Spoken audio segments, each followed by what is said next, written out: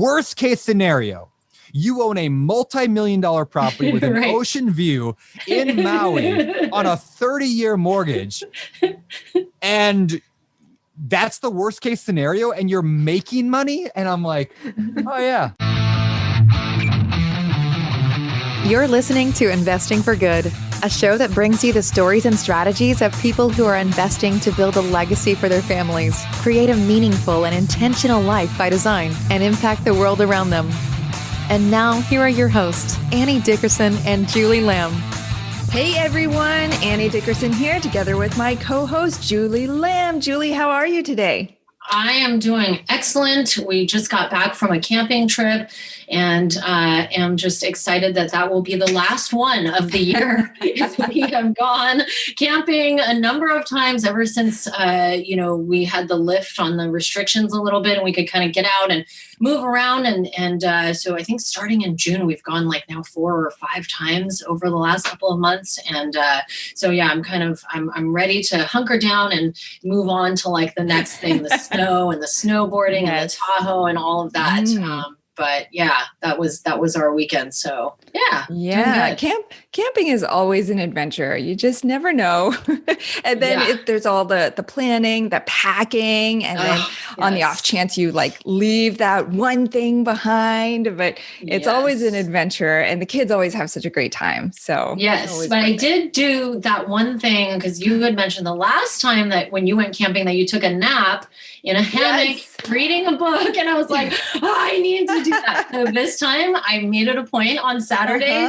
I went to take a nap. It was not in a hammock, but it was in the tent and it was cold enough where the sun was shining and just had that like nice little breeze and it was sort of warm, but not too hot and not too cold. And just took a short, like half an hour nap. And it's like, who does that anymore? Like I never do that, but there's something about that 20 minutes or that 30 minutes that's like so special. So I did do that. I'm so glad to hear that. That's so great. Well, speaking of life by design and creating a life that you love to live, our guest today is none other than Brandon Turner, VP of Bigger Pockets, co-host of the Bigger Pockets podcast, and author of 4 books, I think. And he is just a complete inspiration. And I wanted to ask you actually, before we talk about his episode, how did you actually stumble upon Bigger Pockets in the first place? I think I was just doing like a search on the internet. We were selling one of our last properties here in the Bay Area. And we're trying to figure out what the next step was, right? And traditionally we were thinking, okay, stocks and bonds and the traditional, financial advice that you get from advisors. And I just knew there was something. I was like, no, that just can't be it. There's got to be something else. And I think, I searched for some. And you do this, you've probably done it before. A lot of people probably have. It's like some weird one-off question about like how to handle a flip or like who do you talk to or like something you Google it. And then like that question will have been asked in a forum in BP and it pulled it up. And I was like, this is interesting. Click there and down into the rabbit hole I went. But I think that was how I found it. It was June. I think May or June, we had just listed our property to put it on the market in 2016. So it was 4 years ago. So yeah. And I know that both of us listened to a lot of Bigger Pockets podcasts, and you listened to them when you were commuting. Is that right?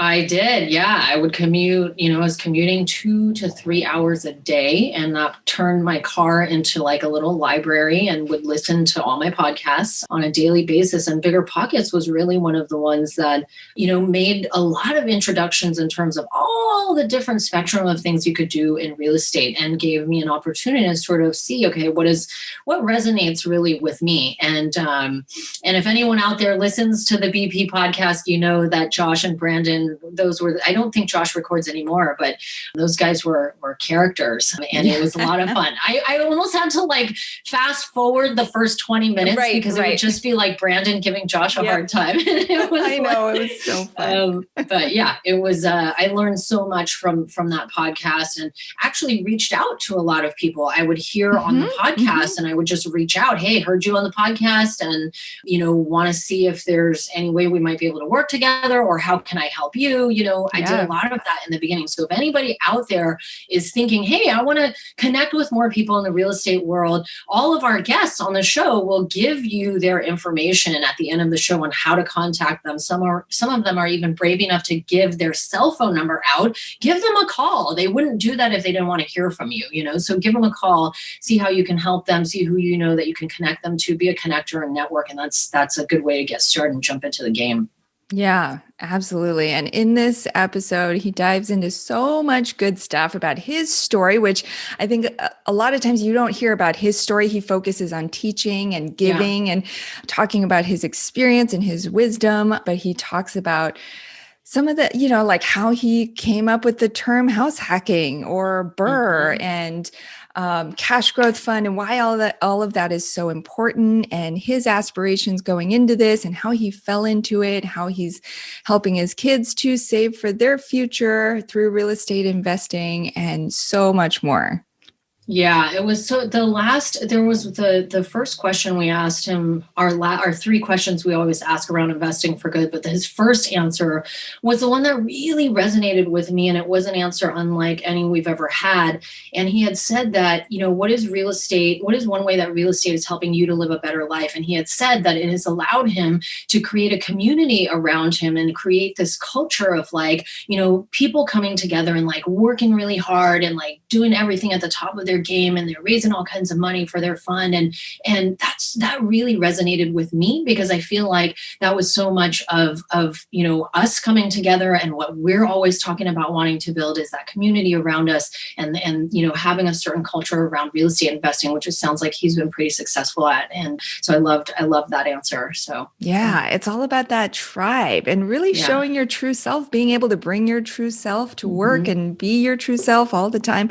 And so, I think that was great. And it comes out in everything that he does, every podcast he's done, every YouTube video he's made. He's just so passionate, and it really comes from deep within him. So for all our listeners out there, you are going to love this episode. But before we hop in, if you are new to the world of real estate syndications in particular, be sure to grab a free hardcover copy of our book, Investing for Good. It's a great companion guide to this podcast, and will teach you everything you need to know about real estate syndication so you can decide if passive investing is right for you. To get your free copy, just text the word book to 41404.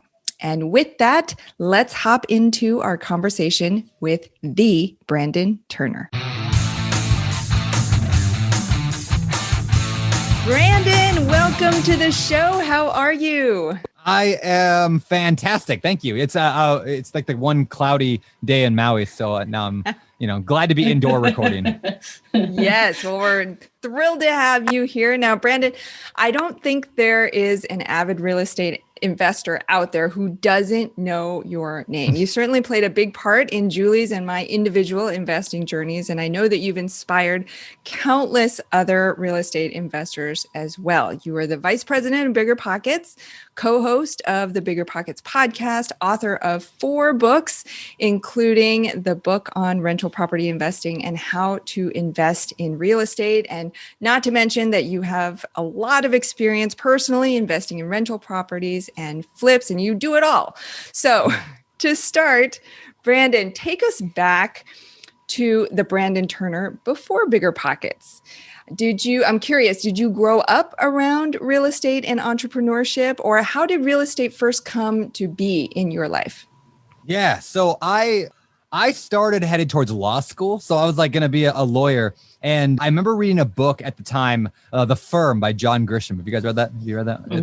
Okay, so, right. So it's about a lawyer and works for the mob or whatever. It's a totally fiction book. But John Grisham, he used to be a lawyer, and he makes fun of lawyers in kind of a subtle way throughout all of his books. And it's basically this story of you work 80 or 90 or 100 hours a week for decades, and then you end up with 4 marriages and a drinking problem and whatever, get chased by the mob.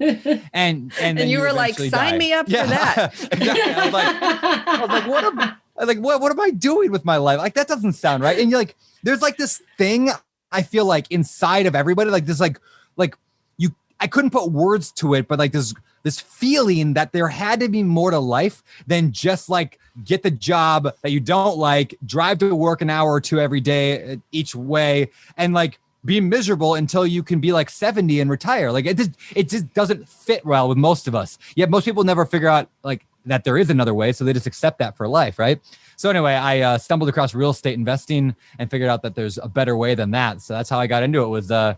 Was John Grisham telling me not to be a lawyer. So I didn't. I went and bought a house. Well, instead. we owe a big one to John Grisham for handing you over to the real estate world. So yeah, there you go. I got to get him. Yeah, I got to interview him someday. That'll be an interview I got to do. That's on my list now. There you go. So, okay. So dive a little deeper. So you stumbled into it. So what does that mean? Did you go out and immediately you were like, you closed the book and you were like, okay, I'm going to buy real estate. Yeah. My very first deal was an 85 unit. I'm just kidding. No, I started actually. I was like, what? Yeah, I didn't remember that part of the story. Yeah, no, I started actually, I was going to rent. This is kind of how I stumbled into it. I was going to rent a property because I needed a place to live. And I had some buddies from work that I was making barely minimum wage. And I was, thinking, well, I'll grab like 2 or 3 guys from work. We'll all rent a house together and that'll cut down the costs.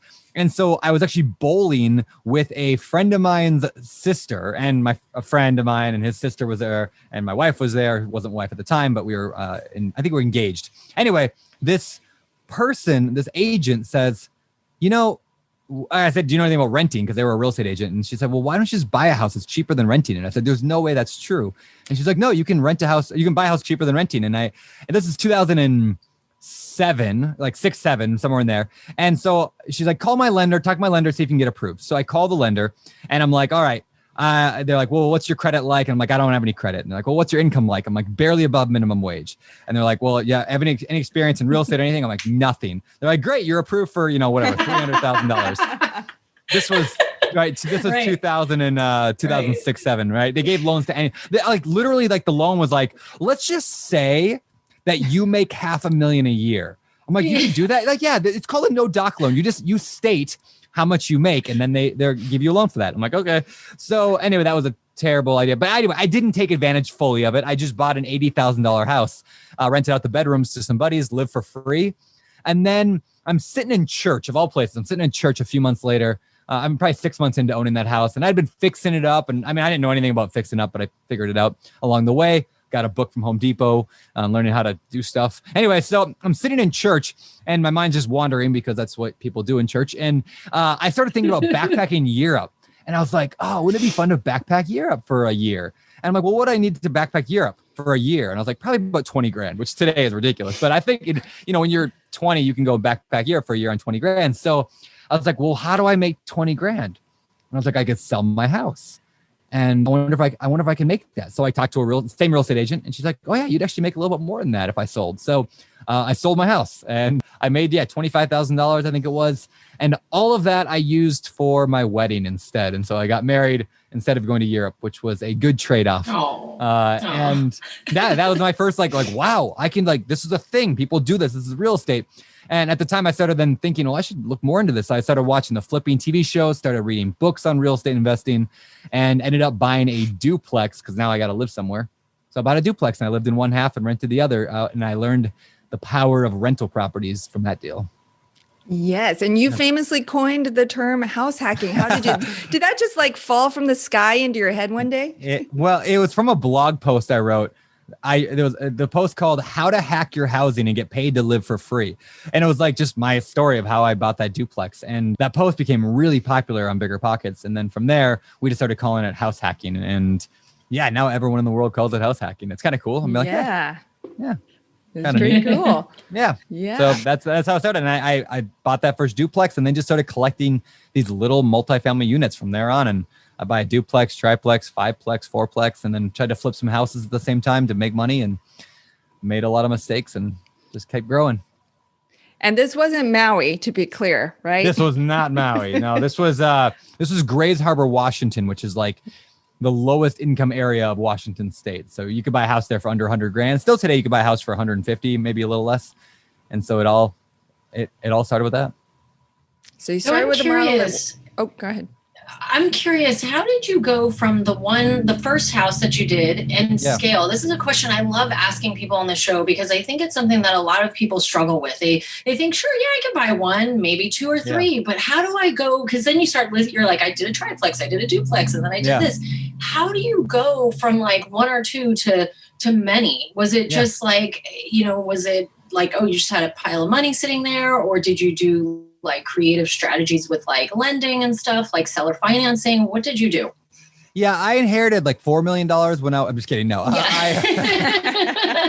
took the easy route. Yeah, that's what everybody. What's funny is like that's what everybody wants to hear though, because like when you hear like somebody who's scaled up, you're like, it's easier to think they must have just had a lot of money, or they must have just had a rich family or inherited it, because then to say that like otherwise they got to look negatively upon themselves, right? So people love to hear like, how they got lucky. But no, what I did actually is I bought a house to flip. My very first like official flip, not counting the one I lived in. I bought this house, I fixed it up, and then the market crashed. It was like 07, 08, and I couldn't sell it. And so I went to a bank and I just was like, well, I got this house and it's really nice, and I just need a loan on it. So I rented it out and then I refinanced it. So I rented it out because I couldn't make the payments anymore because I'm, making barely minimum wage, right? And so I rented out just to be able to afford to survive. The problem is I had used a hard money loan for that property. So a hard money loan, for those who don't know, it means I borrowed money from a short-term, high interest rate lender. So I had a 2-year loan. Not many hard money lenders go 2 years. This guy would. So 2 years, 10% interest, which wasn't crazy for hard money, but 10% fee up front.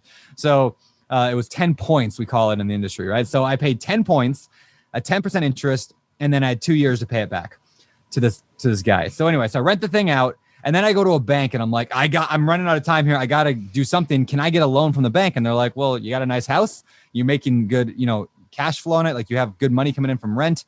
Yeah, we'll give you a loan. And they gave me a loan that paid off the entire hard money lender and all the money I had put into the rehab. And like, I basically I got this rental property with no money down essentially. And I'm like, that's a really cool strategy. And today we call it the BRRRR strategy, the buy, rehab, rent, refinance, repeat. But back then I just called it like I got lucky, I thought. And I didn't realize that was a thing people did. And so that's what I did. So I just kept doing that. Actually, I did a number of these I did a lot of creative strategies to buy these deals, but a lot of it has been that BRRRR strategy. I'll use hard money to buy stuff and then I'll fix it up and then I'll go and refinance it to get my money back out. So that's the one strategy. And then two, I'll wrap it in a story. This triplex came on the market. It was an amazing looking triplex, 3 units, needed a bit of work, but not anything crazy. Like I needed a roof on one of the units and a little bit of paint and carpet. So it came on the market, super good deal. I didn't have the money. So what I did is I went and talked to a friend of mine that we've been talking about real estate just casually for a long time. He went to my church and I just said, hey, I got this cool deal. I just need somebody who can come with a down payment. Do you know anybody who would want to do that? And of course, the whole time I'm thinking, hopefully he will. And of course he says, well, I might. That's actually one of my favorite tricks in real estate is to ask people, instead of directly asking people, will you invest my deal? It's, do you know anybody? It takes the awkwardness out of it and gives them the opportunity to step up, right? So anyway, so he says, yeah, actually we might be interested. So they funded the down payment. I brought the deal.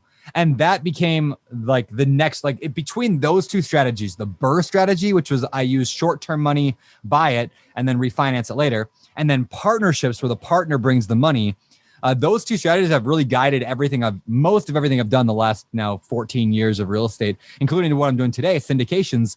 We now do, these large syndications where we raise the down payment from private investors, and then we get a bank loan on the rest. Same strategy, and then we BRRRR them. So look, I'm doing the same thing that I've been doing when I buy single family houses. You're just doing it now with $8 million properties instead of $100,000 properties, which is just a fascinating nature of real estate is how it scales like that.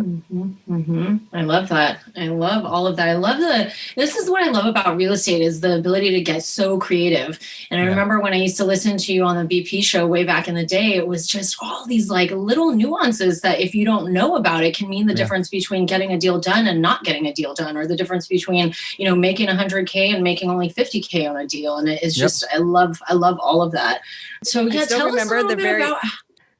I was going to say, I still remember the very first time that I heard you mention the BRRRR strategy. I was out walking my dog. I had my earbuds in, and you kept talking about the BRRRR strategy. I was like, what is this thing? It sounds like it's like pretty lucrative and pretty successful. And I go home and I Google it, and I'm like, how do you spell? I'm like, BURR strategy. And I'm like trying to find it. And then, but luckily it came up. So then it was life-changing. That's funny. That's funny. Yeah, what's funny is like, so I like this is like my marketing side. I do a lot of marketing for Bigger Pockets, right? Marketing is largely taking other ideas and putting a new name on it, right? So like people have been doing BRRRR investing for years. I wrote a blog post one time and I was like, how do I explain what I do?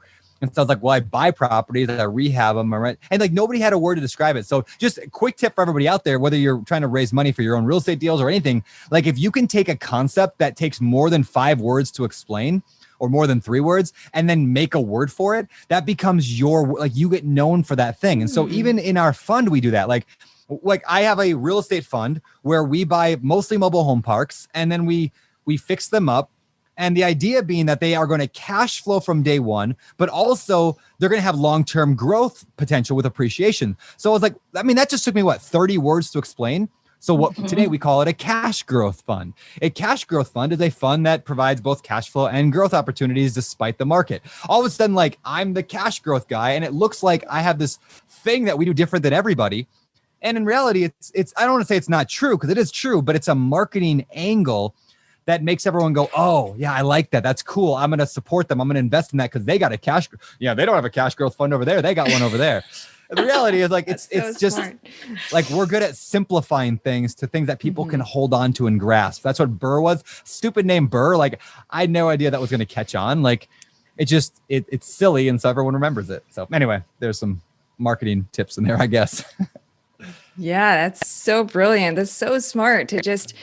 I think that's so needed in the world today, especially in real estate, because there's so many complex topics and there's so much jargon and terminology. If you can simplify and distill it down into something that's easy for people to grasp and easy to understand, they're going to take it and run with it. I love it.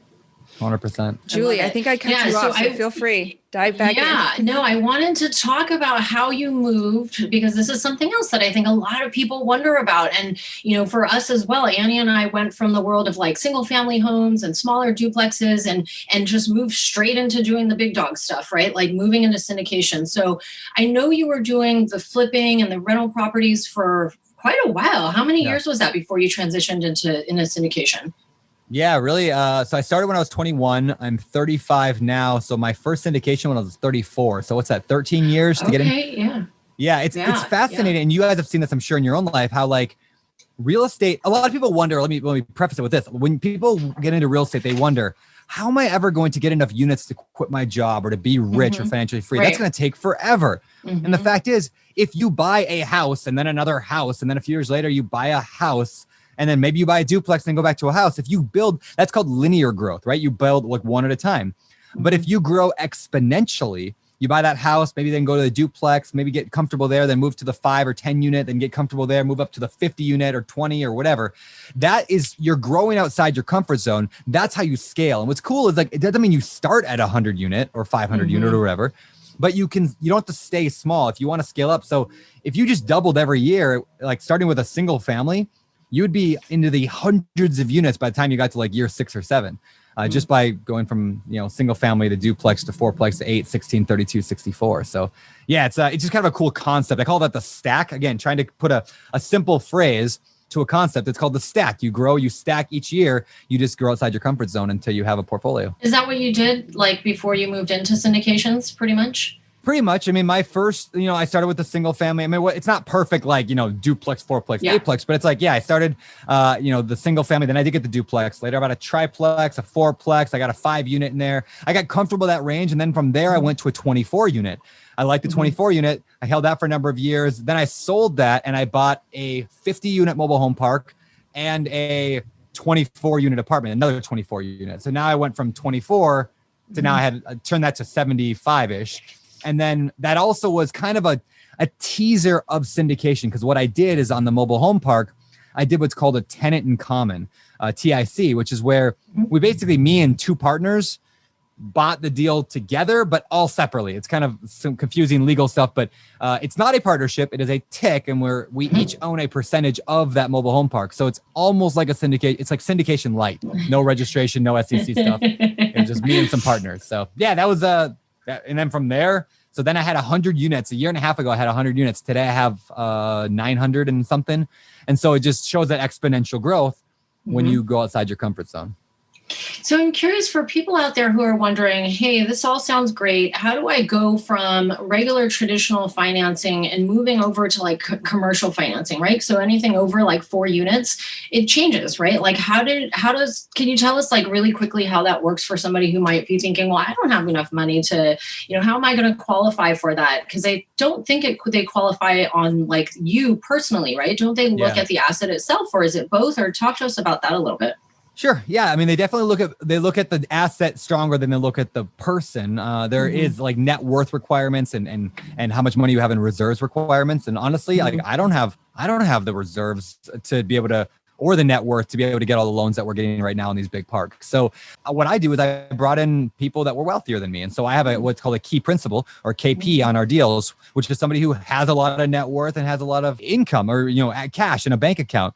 So we can qualify for these larger loans. So yeah, they look much stronger because they know, I mean, like if my mortgage payment, let's call it $20,000 on one of my properties, they know that no matter how good I'm doing in life, I'm probably not going to be able to make a $20,000 a month mortgage payment for long. So they look at the team. Do they like the team that's there? Are they experienced? Are they knowledgeable? Do they know what they're doing? Which is further reason why that stack method, the scaling, is so helpful because you build the experience that you're going to need later on by going through that. Guys like Grant Cardone are real big on like, just go buy the 100 unit right away, go do it. And it's possible, but there's so much value in at least getting started with the deals that you can do by yourself. So you kind of learn the game before you jump into the bigger stuff. But if you have the KP, if you have the experience, then you can definitely jump into the bigger stuff and qualify for those mortgages. And how do you go about finding a KP? Is that like they're just hanging out at yacht clubs and you go there, have some drinks, sit down next to them and say, hey, got a real estate deal? Or, I mean, like, how do you find people like that? Because I think for a lot of people, it feels very elusive. Like, where in the world would I ever find somebody that would want to invest with me, especially if maybe they don't have experience? And what does that look like? Yeah, that's a great question. I would say a couple thoughts. One, if you hang out on a yacht a long time, you will find them at a yacht club. But the best KPs, I think, tend to be real estate investors who are already super successful and been doing it for a long time. And I mean, think about it this way. Think about it in the KP's mind. Like, you are a super successful multi-million-dollar real estate investor. You've been slaving away for the last 15 years, building up your portfolio. You got a few thousand units. You're successful. You got a lot of net worth, and you want to go on more cruises to Alaska. Maybe cruises is a bad example right now, but you want a more passive life. So somebody offers you a chunk of their big deal, their big, general partnership, just to sign your name. Like, that sounds like an amazing opportunity if the KP trusts that person, right? It all comes down to this trust. And so the question is, how do you build trust with people who have money? And I think that, it's networking to a large degree. It's doing the smaller deals. It's hanging around. It's answering questions. It's having a personal brand. You don't have to have, 1 million Instagram followers, but if you have just people who know and like and trust you online, you start building that. Having a podcast definitely helps. And then it's the same thing. I mean, I'll say this is the same thing for people trying to do, that triplex I mentioned earlier. I brought in a partner from my church, right? Like, it's the same thing whether you're looking for that guy or you're looking for the KP on your $8 million, apartment complex. It's the same principles. Do you have some knowledge? Are you experienced? Are you out there networking? Are you talking about real estate with everyone you know? Are you a trustworthy person? How you do anything is how you do everything. KPs know that. So if somebody wanted me on a KP wanted me to KP on their deal. Like, if there were somebody I knew and like and trust, I think it would be an awesome gig. Like that'd be amazing. But I got to know and like and trust them. So they better be in building a relationship with me. I mean, like for example, I did a mastermind group. It was like 20 people. They paid $5,000 to come out to Maui last year. We hung out for the week and we did some amazing masterminding. Like, that was an investment for these people. But any of those 20 people today, if they asked me to KP for them, in a second, I would do it, right? So they invested in something that I was at. Now, it doesn't even have to be my event. Like, maybe I'm at another event and they're there and we got drinks and we hung out and we hit it off right. I would potentially work with them. So getting out there, talking, growing, networking, it's cliche advice, but it really works. Like you just got to build that reputation.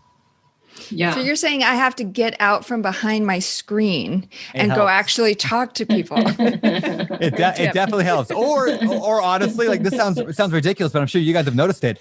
By hosting a podcast. So podcasting, I believe podcasting builds trust and credibility at a scale unmatched in human history. Like, because it's even better than TV, right? Like if I were to invest, let's say I've been watching a TV show, a flipping TV show, and I watch this family flipping houses for years. And I've also been listening to a podcast for years of a house flipper. Who would I give my money to? 100% to the podcast person, because podcasts, when you listen to people, it builds trust and credibility so much better than anything else, including television. So just like, and I'm not saying it's right or wrong either. I mean, like the fact that I've raised what, $15 or $20 million in the past year off almost nothing but the fact that they've heard me interview people on a podcast. Like that's such amazing trust that people are putting into me and my team because I have a voice, and they trust me because they've heard me so many times, because how you do anything is how you do everything. And so they see how I run the podcast and the questions I ask. And so anyway, that podcasting is a great way to start. If you don't want to get out behind the camera or behind the computer, that's a way to do it while still hiding behind it a little bit. Well, speaking of the podcast and Bigger Pockets, how did that come? When in your stack did Bigger Pockets enter the picture? Yeah. So I bought that 24 unit I mentioned. It was 24 units in Aberdeen, Washington. I got that on a super creative finance way. Like it was like a lease option that went into seller financing, that went into like, I borrowed money from a line of credit that my dad had, and I gave him half the equity someday in exchange for me using 50 grand of his home equity line of credit to be able to pull. It was like this and this and this and this, but I pulled it off because I wanted it that bad. Because once I bought that, all of a sudden I was making like $3,000 to $4,000 a month in cash flow. And when you're 25 at the time, I think I was like 25 or 24. When you're 24, 25, and you're making $3,000 a month in Aberdeen, Washington, where like it's like the cheapest place to live in the world, like you're retired. Like I mean, like that's like level 1 financial freedom. Now you can't live in San Francisco off of $3,000 a month probably, but I could. So I quit my job at the time. I got a job at a bank for a while. I quit the job at the bank. And then I sat on the couch for like 6 months, and I was like, I'm retired. Financial independence, baby. This is done. And I ended up just sitting on the couch for a long time, and then realizing that was going to be a really boring life to spend the next 60 years doing nothing, living on $3,000 a month. So I started just like figuring out, well, what do I want to do next? And I was like, well, it'd be fun to maybe like talk about what I'm doing with real estate. So I started a blog and started talking about it. I became friends with Josh Dorkin, the founder of Bigger Pockets, because I was, like guest writing for him. And then one day I said, hey, Josh, we should start a podcast. And he's like, no. And I was like, no, we should start a podcast together. And he's like, no. And that's Josh's like MO, is like always say no to everything. That way you have to talk him into the good idea. This is actually a tip for everybody. I love this about Josh. Is Josh's default is always no. It always has been no. And as a result, if I want to do anything, I had to convince him and make my case. Right. So in that way, like, because everybody else, like, I'm so bad at this. People ask me to do a million things. I'm always like, yeah, sure. My default is yes, mostly, right? And like, when your default is less yes in life, you don't accomplish anything. So Josh taught me the default no. So I finally talked him into it, and we started the podcast. And our goal was within 2 years was to be in the top 100 of all business podcasts. And then week 1, we hit like number 4 or something like that. So it's been crazy since then. Yeah, well, we know that story real well, don't we, Annie? I'm always like, no, terrible idea, no. Yep. I'm like, how can I? What creative ways can I think? How can I repackage this idea? That's funny. That's exactly it. You need that, like that in a kind of in a partnership or in a relationship. You need that somebody to put the brakes on a little bit. Yeah, absolutely. I love that. Well, thank goodness you guys started the podcast. And it's so funny because I remember earlier on the podcast, you guys were very quiet, and it was very like, hey, welcome to the Bigger Pockets show. And then like, and then by like episode like 100, it was like, what's going on? It was like wild and craziness. So yeah. Yeah, you find your voice, don't you, over time? Like totally. I can't go back and listen to the old shows. I'm like, oh, it's so terrible. But whatever. They get you to, it's the early stuff you do gets you to where you are today, whether it's real estate, whether it's podcasting, blogging, whatever. So it's people who never take the risk on the early stuff is why they never get the success they want later on, because they're too afraid to try to make a fool of themselves for a little bit.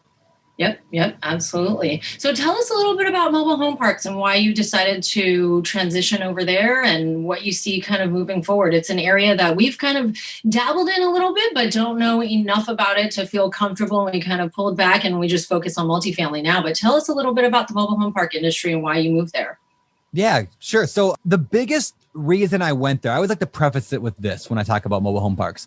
The reason I chose it is because I chose it. And what I mean by that is it's one of those, like, there's a million niches at work. And I like it, that you could find the niche of like self-storage. You could do apartments. You could do nice apartments, bad apartments. You could do vacation rentals. It all works. You have to follow like the fire that like is inside. Like there's that thing inside you. Just like I knew real estate was powerful. Whenever I would talk to people about mobile home parks, I was just always like, that sounds cool. I want to do that. That'd be fun. There was a certain fire that was like, that just made sense to me. So first of all, the reason it's the best thing for me is because it's the thing I chose. I could have chosen another one. And if I would have gone all in on those, I'm sure I'd be doing well in those as well. So it's more about, it's like there's a great quote in the book, Traction. It's more important that you decide than what you decide. And I've always been, I've just loved that quote. So that said, there are things I like about mobile home parks. Primarily, I like solving big problems. And when I look at America in general, over the next 20, 30 years, what's a huge problem we have to solve is that growing gap of rich versus poor, and how most of the new development in the world is being built at the high end, yet the low end is growing in population, which means that when I look down the road, we are going to see a massive problem that just compounds every year of how do people afford to live anymore in this country? And so I like to be in an area where there's a problem, because then if I can have a solution for it, then I think long-term, that's going to be a good solution no matter what the economy does, right? So long-term, I want to be in that. So anyway, so I like that it's a low income situation. I like the fact that tenants in our properties own their own homes. So we don't buy properties and rent them out. We don't rent out the homes. We buy the land and we rent out the land to homeowners, which means they stay way longer.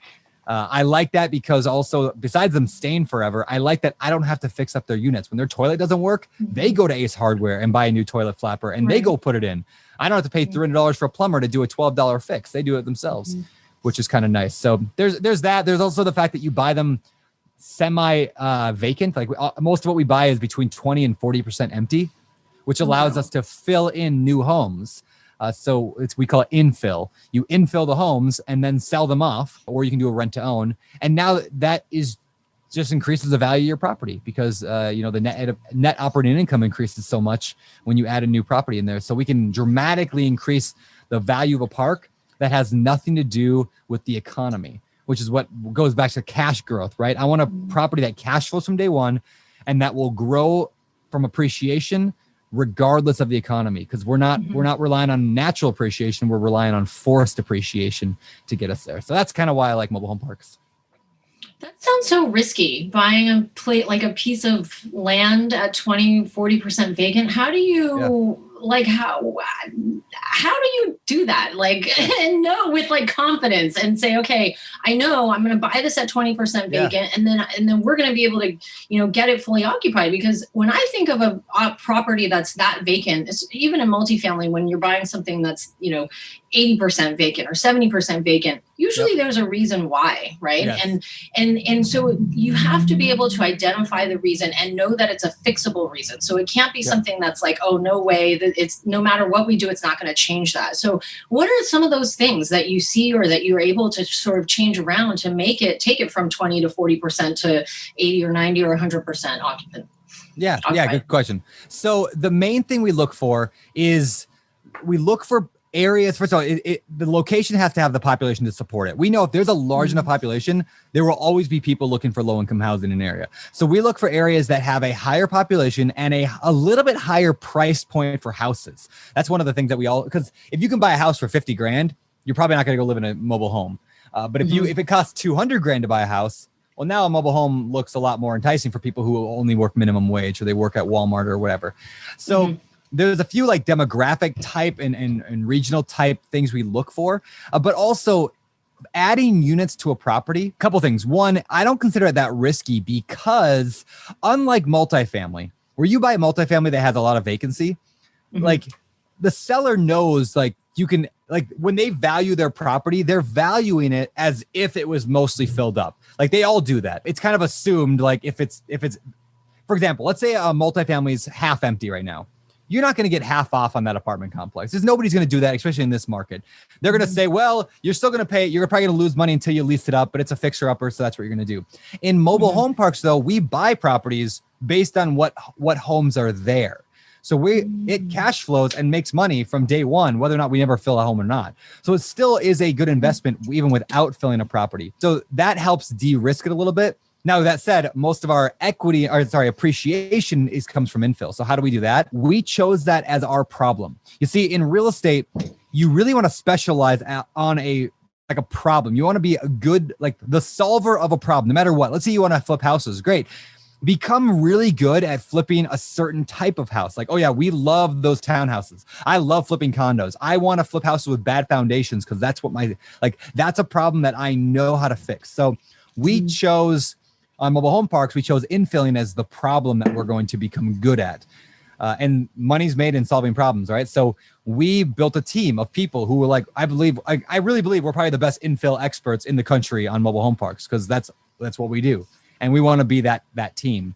So we've niched down so much that's a problem now that we're really good at solving. So we buy homes in numerous different ways. We move them in. We're even looking at like building our own in-house team to like move homes across from our different parks where we need homes at. Like that's how invested we are in the infill process. So again, it has nothing to do with like we could have chosen another problem. We could have chosen to be good at septic tanks or chosen to be good at bad management, which I think we're pretty good at fixing bad management too. But anyway, so finding the problem and then we becoming the expert at solving that problem gives us an edge. I love that. I feel like that's so much of like what Annie and I discovered too. We knew we wanted to jump into multifamily. We knew it was the industry we wanted to get into, but we sort of, decided that within, the overall team, we found our sort of specialty in what we wanted to do. We've been really good at that and really successful at that. So I think that's really good advice for people who, are thinking, well, what area of real estate should I get into? And then really identifying within that one niche, like what about this whole process is something that really resonates with me and something that I think I'd be really good at. So I think that's great advice. We'll get back to our conversation with Brandon in just a minute. Have you been thinking about investing in real estate, but aren't sure you have the time or the desire to manage the investment? Perhaps you're afraid, like we were, that you'll make the mistake of choosing the wrong market or the wrong team and lose your entire investment. Well, that's exactly why we created the Goodegg Investor Club. We do the work of identifying solid real estate investment opportunities in the best markets around the country and then partner with you to acquire these investments, and then we'll all share in the returns. We'll identify the growing markets, strong, experienced teams, and the solid deals. We do all the heavy lifting of managing the tenants and the renovations, and as a passive partner, you get to enjoy all the benefits of investing in real estate, monthly cash flow, long-term appreciation, and the ongoing tax benefits. When we first discovered passive investing through real estate syndications, we realized it fit perfectly into our busy lives. We could put our money to work for our families, work less, and get more time back in our days so that we could focus on what matters most and discover our true passion and purpose in life. We've now helped hundreds of people invest passively in real estate syndications and are seeing the positive impact it's had on their lives. We invite you to partner with us by joining the Goodegg Investor Club today so you can start putting your money to work for you and get more time back in your day, because we know that when people have more time in their days, they can do the true work they were intended to do, and the world will be a better place. To sign up for the Goodegg Investor Club, go to goodegginvestments.com/invest and we'll take it from there. That's goodegginvestments.com/invest. And now, back to our chat with Brandon Turner. Okay, so there is one thing I definitely want to talk about. So because I've been reading your story and following your story for so long, you've got 2 kids now. Yeah. Tell us, I know there was one blog post that you wrote about something that you were doing for college savings for your daughter. I believe her name is Rosie. So tell us that story, because that was so inspiring for me to read. And it's something that I've also done now for my kids. And it's something that when I talk about that, they're like, wow, that's so cool. That's so amazing. So I want you to just quickly share that story story about what you're doing there with your kids, and maybe anything else that you might be doing too, because I know you have a second baby now too. So sure. Yeah, sure. Yeah, I really like the strategy a lot where and I like to pretend that I made it up at the beginning. I knew what I was doing. I didn't. I kind of stumbled into it. And what I mean by that is the week Rosie was born, she was born at the end of May a few years ago. The week she was born, we also closed on a fourplex that we had been trying to buy for a while. So we closed on it that same week. And I realized as we closed on it, I was like, I could actually like set this up on a mortgage to be paid off by the time she goes to college. So my loan, instead of paying it off in 30 years, I could just accelerate the payments, pay a little more every month, and pay it off in 18 years. So that's what I did. Why 18 years? Because in 18 years, Rosie's going to be going off to college. And that property then, which, you know, at the time, it'll be worth probably between $300,000 and $400,000. It'll be paid off to nothing. So I got this property worth $300,000 or $400,000. I'm going to owe nothing on it. Well, great. Now we can sell it and pay for her entire college, or refinance it, pay for her entire college. But in the meantime, I make over $1,000 a month every month in cash flow and profit from that house.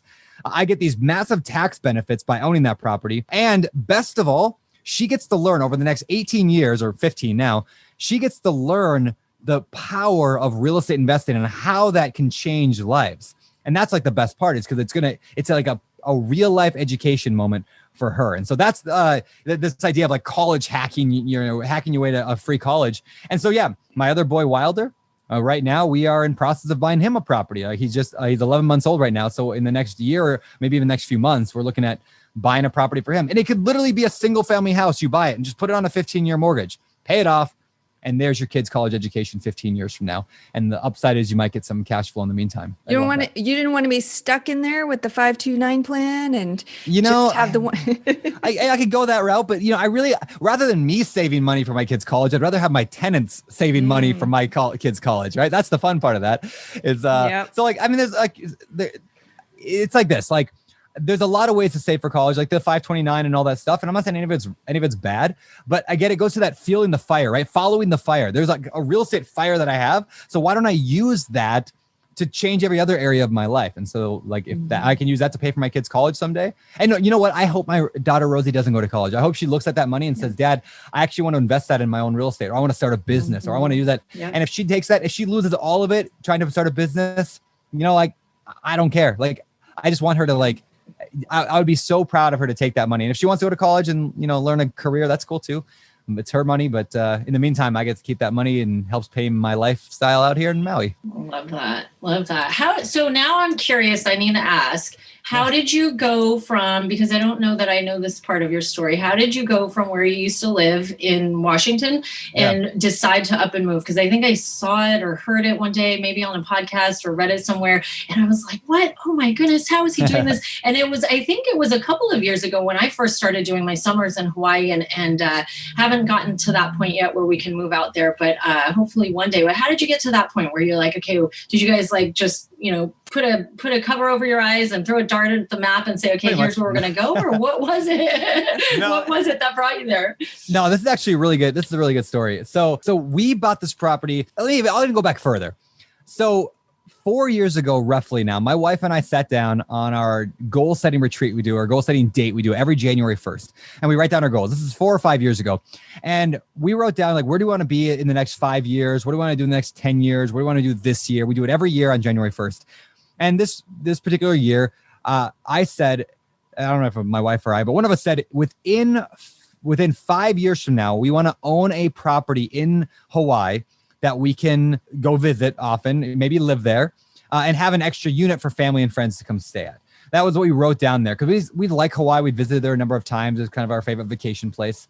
And so we just wrote down that goal, and we didn't really make much more action towards it other than just continuing to go to Hawaii. And then 2 years later, after that point, we had a 5-year goal. 2 years later, we had bought our house in Hawaii and moved here. To kind of walk you through how that happened, we spent a month. I decided to go. Actually, the reason I spent a month is because I tried surfing in California, and I loved it. I just loved everything about it. I did a surfing lesson down there in Southern California, and like I was out in the water for like 3 hours, and like I just could not get enough of it. I never stood up one time. I kept trying over and over and crashing and falling. And I was like, no, I really wanted to learn this. So I was like, all right, the only way I'm going to learn this, because I lived in Washington, and we just, people don't really surf there.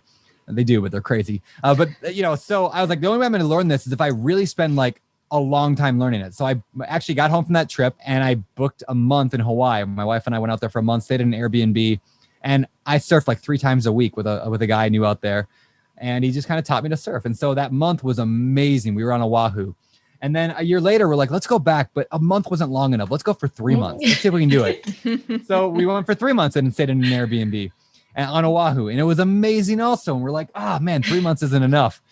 So toward the end of the 3 months, we started looking around for houses. We're like, could we do this? And we're looking at houses on Oahu, and there was, houses for like $700,000. We're like, oh my gosh, that's so expensive. See, I came from Washington, where the most expensive house in my area was like $300,000, and that was like a nice house, right? I pretty much bought the nicest house or the most expensive house in my town. So going to like double that, more than double, almost triple it, I couldn't fathom that, right? So we looked around, couldn't find a house that made sense, couldn't find a neighborhood that made sense, and couldn't find like the vibe. It's all like got to go together, right? When you buy a primary residence. So couldn't find it. So we're like, all right, well, Hawaii wasn't meant to be. Let's move to Nashville instead, because that was our other option. So we decided, okay, it's more like we just have to make a decision. We're done. We're moving to Nashville. So then that weekend, a buddy had come out who lived on Maui, came out to Oahu, and we went surfing together. And he's like, no, you got to come check out Maui. Come look at it. So we flew over here. We landed. My daughter fell asleep in the car within 5 minutes. And so we're just driving around. Like the first hour we got to Maui, driving down this highway. And as I always do, like not always, but you see a open house sign. So I'm like, we should go look at it. Right. So I pull into this open house. Oh my gosh. I walk up to this house that has an open house, and I'm standing on the lanai, like the front porch, the lanai. Mm-hmm. And it's like this like 270-degree like ocean view. And there's a pool. And there's an extra unit down below and another unit in the back. So it's a 3-unit. It's got a tennis court in the back. And I'm like, this is it. Like I found my house. Like, and it was like one of those things. Like I felt like, you ever have those moments in life where like, almost like deja vu, where like, it's almost like in a past life you live there and then you see it. And I was like, oh, that's my house. Like I knew it so clearly when I saw it. Yeah. And I was like, this is it. The problem was it was $1.7 million. And I'm like, there is no way I'm going from a $280,000 house, as my last one was, to a 1.7. There's no way I can afford that. Zero way I can do that. And so I call up my buddy David Green, who is my host on the podcast with me. And I'm like, David, I found this house is amazing. It would be so cool to live here. It's like my house, but there's no way I can afford it. And he challenged me on that. He said, well, he's like, why do you say that? And I was like, well, it would be like an $8,000 a month mortgage payment. He's like, okay, well, let's walk through some math. What can you rent out the other units for? And I was like, well, I guess I could rent out the back one for a couple grand and the other one for probably $3,000. He's like, so in other words, you could live for like, if you rented at total, you'd bring in $5,000 a month, maybe $5,500 if you get a good tenant, good price, and you're living for $2,500 a month, maybe $3,000. I'm like, oh, I guess that's not very different than buying a $300,000 house. And taxes are super low here, right? So in other words, so he's like, okay, so Brandon, let me ask you this. Let's say you had to rent out your house and you had to give up because you couldn't afford it. You had to move back to the mainland. People stop buying your books and you can't make any more money from real estate, whatever. I'm like, okay, so I have to move back to the mainland and live in my old, one of my crappy rentals, right? In an alleyway in Grays Harbor, Washington. He's like, what could you rent that? Yeah. He's like, what could you rent that upstairs for? I was like, probably about $5,000 a month. He's like, okay, so you're telling me you can bring in $10,000 a month on this and your mortgage is only going to be $8,000 a month. And I'm like, yeah, but then you have, like some costs and, some fees and, repairs or maintenance. He's like, okay, so worst case scenario, you own a multi-million-dollar property with an ocean view in Maui on a 30-year mortgage.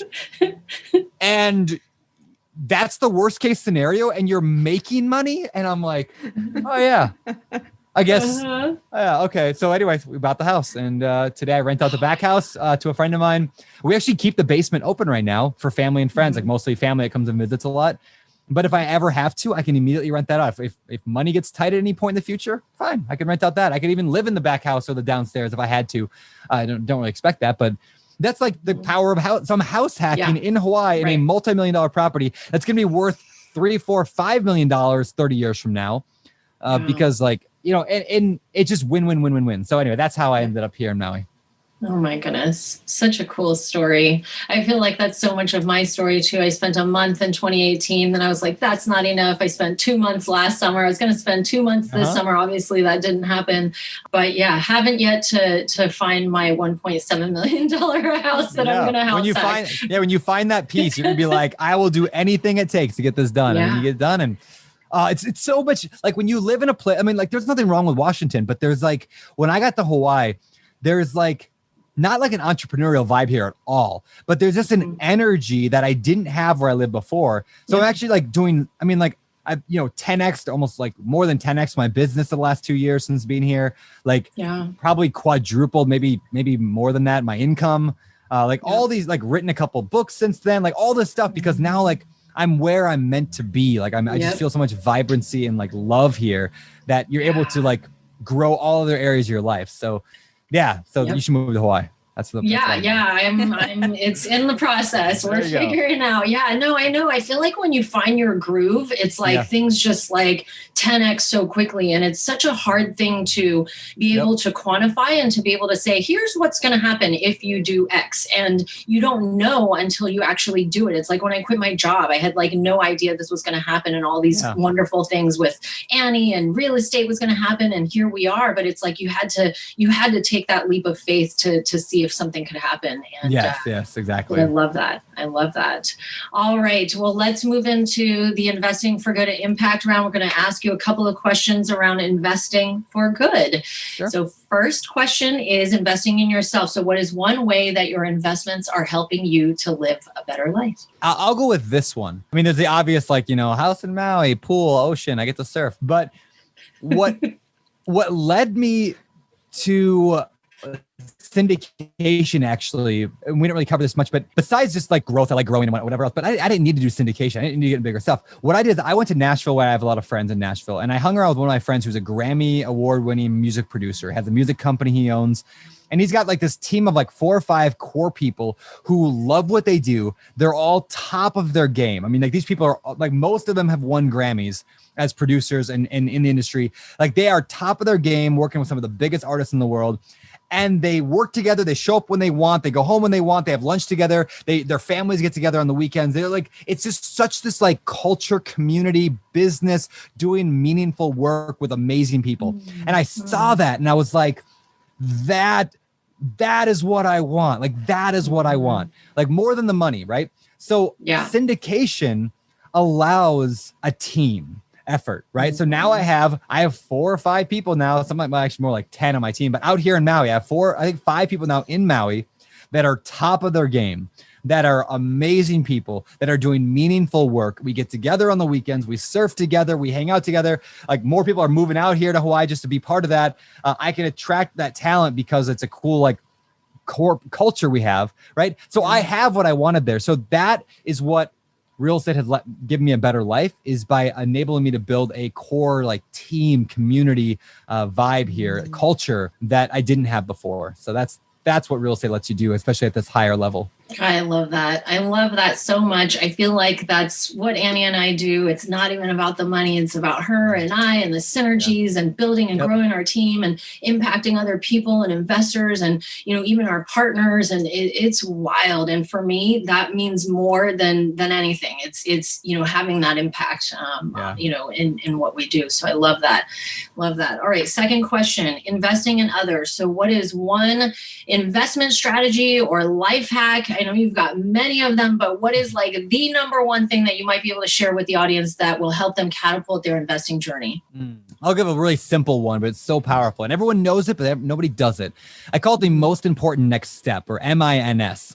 If most things in life, almost everything, whether you're trying to take down a 500 unit apartment complex for $50 million, or you're trying to just run a mile, it doesn't matter. Everything you do in life typically comes down to a like 5-minute or less task, a series of 5-minute or less tasks. So for example, like if I wanted to go, like right now, I can like, let's use myself for an example here. I want to buy, we're 13 million short of our goal for the year on what we want to buy for real estate. I think we'll get there because we still have a few months left. We just got to get under contract by January 7th is our goal to get another $13 million property or greater. Okay. If that's what I got to do, that sounds like an overwhelming goal. But in reality, what's my most important next step? Well, my most important next step is I've got to, I got to analyze a few more deals. No, it's not. I can go deeper. I got to talk to a broker. No, I can go deeper. I need to go on LoopNet, find the name of the broker of that mobile home park I saw earlier and call him. Even forget calling. Like the task I have to do is go on LoopNet and find a phone number, right? Like it is a literally 5-minute task that I have to do. The problem is if I don't identify what that task is, then it goes sometimes days, weeks, or months before accomplishing it. So the tip I have for people is if every single day you simply ask yourself, what are my goals? What is my goal or goals? And then what is the most important next step to accomplish that? You can accomplish so much more in life, so much faster. Because what stops us is not our inability to accomplish goals. It's that we haven't defined what the next step is. And if you just get into that cadence of know my goal, know my next step, know my goal, know my next step, you'll blow up your life. It'll be amazing. I love that. That's MINS, most important next step. It comes back to clarity is power. And I think so many people, they don't take the time or they don't take the effort or it's this big thing, it's like, how do you eat an elephant? Oh, I can't do it. I don't know where to start. But if you define that one little spoonful, I hate that I picked this analogy because it's kind of gruesome eating an elephant now I'm thinking about it, but one spoonful at a time, right? But one next step at a time. Love that. I love it. All right. Last question is investing in the world. So what is one thing that your investments are doing right now to make the world a better place? So this might be something that people might laugh at, but I'll say it anyway.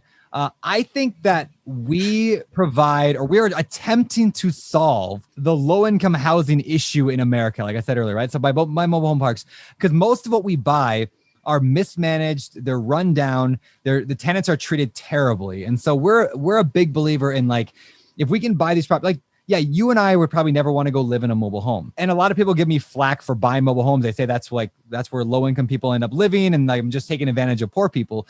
But in reality, like a lot of these people would not live anywhere. They'd be having to live in somebody else's, spare bedroom, or they'd be homeless if they weren't living in one of these properties.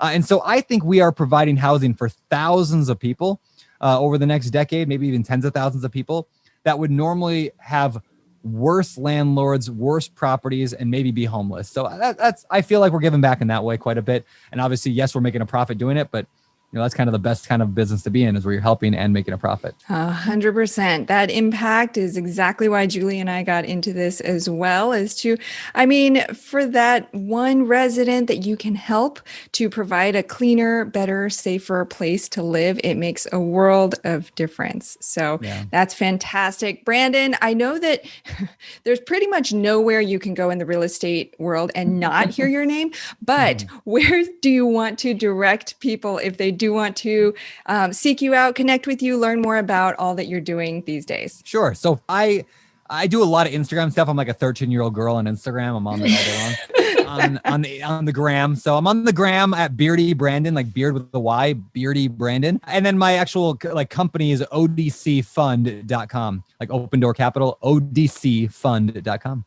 All right. Brandon Turner, Vice President of Bigger Pockets, co-host of the Bigger Pockets podcast, prolific author, entrepreneur, and real estate investor. Brandon, thank you so much for sharing your infinite wisdom and experience with us today.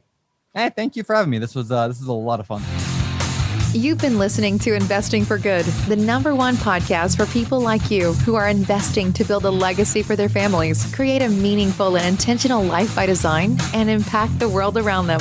For more resources, check out goodegginvestments.com/podcast and be sure to join the Investing for Good Facebook community. And don't forget to subscribe and give us a 5-star review so we can continue to bring you amazing new conversations every week.